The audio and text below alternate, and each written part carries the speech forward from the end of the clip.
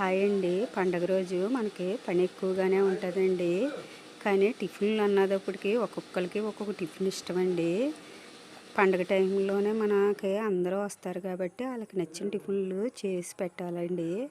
పిల్లలకి నచ్చితే పెద్దోళ్ళకి నచ్చుతాయండి. ఫ్యామిలీ పెద్దది ఏ కొలిది కొనండి, మనకి బాధ్యతలు కూడా ఎక్కువగానే ఉంటాయండి. నలుగురు ఇంట్లో ఉన్నదప్పుడు మాటలతోటే సరిపోతుందండి. ఈ లోపల దీపావళికి సామానం అంతా కూడా ఎండలో పెట్టుకునే ఎండలో పెట్టుకుంటున్నారండి.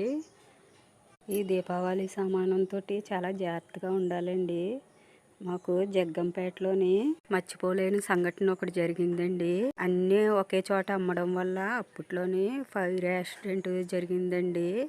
అందుకే దీపావళి అంటే భయం అండి. అప్పుడు దగ్గరగా సెంటర్లో కొట్లు ఉండేయండి. ఎవ్వరు ఎక్కడికి వెళ్ళడానికి కూడా అవకాశం లేకుండా అయిపోయిందండి. అప్పుడు పిల్లల్ని టపాసుల దగ్గరికి కాల్చడానికి అది వెళ్ళినప్పుడు జాగ్రత్తగా చూసుకోవాలండి. వాటి పొగ కూడా పిల్లలు పీల్చకూడదండి.